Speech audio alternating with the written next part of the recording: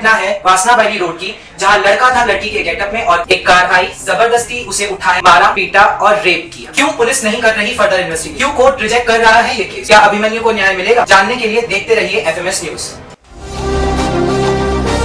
Power के मुताबिक ये गुजारिश करता हूं कि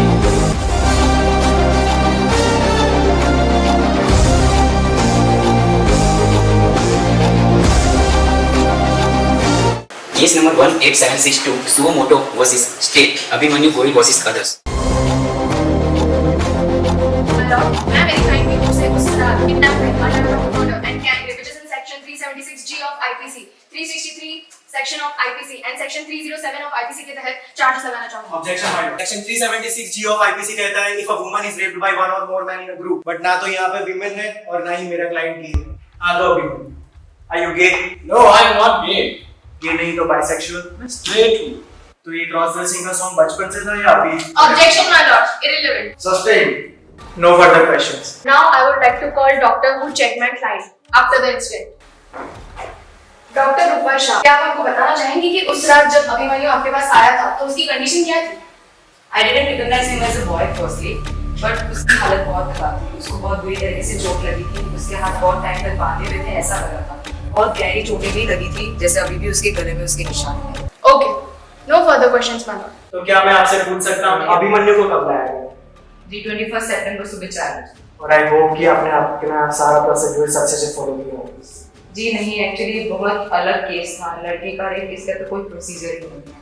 ये बहुत ग्रे एरिया था तो नहीं कर पाए। और फिर भी आपने 5:30 बजे सुबह उसको भेज दिया विदाउट एनी रिपोर्टिंग।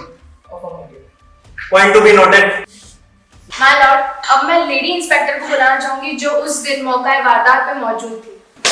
तो जब आपने वो कार वहां पे देखी तो आप वहां पे क्या कर रहे हैं? मैं अपनी ड्यूटी पे पेट्रोलिंग पे थी। और जब अभिमन्यु को आपने कार में से गिरते हुए देखा तो आपने कंट्रोल रूम पे इन्फॉर्म किया था? जी नहीं, क्योंकि मैं खुद वो कार का पीछा कर रही थी। और क्या आपने अभिमन्यु के लिए एम्बुलेंस को कॉल किया? जी नहीं, क्योंकि उसकी हालत काफी बुरी थी तो मैं खुद अपनी कार में हॉस्पिटल उसको लेके गई थी। यू मे गो।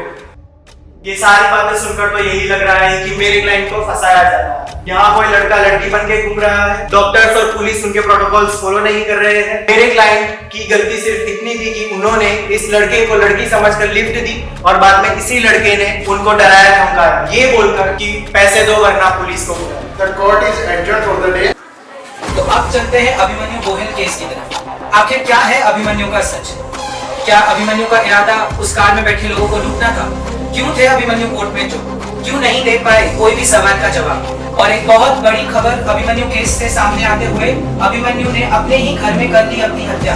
जी हाँ, अभिमन्यु ने कर दी आत्महत्या। लिखा एक आखिरी संदेश, कहा न्याय से उम्मीद छोड़ चुका, दोष है तो मेरी किस्मत का जो उस रात था उस सड़क पर।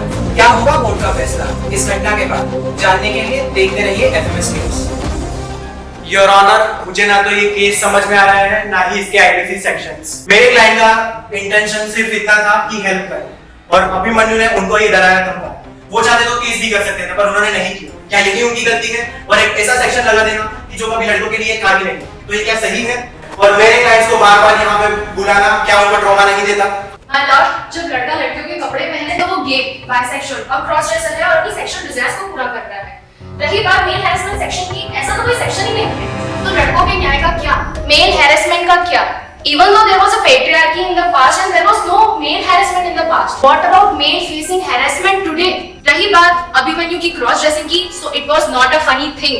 It was just for a drama and for his livelihood. This case raises questions on both male and female security because Abhimanyu was kidnapped as a female and he was harassed as a male. After analyzing all the arguments, it would be reiterated that there would be the wrong intention of help to Abhimanyu. Moreover, his fundamental right of the Indian Constitution, Article 21, is also violated. That's why, according to Indian Penal Code of the 376G, there would be 10 year imprisonment as well as the 5 lakhs rupees of penalty to Saurabh, Samir and Samay.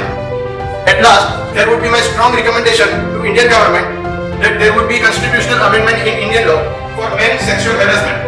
Court is dismissed.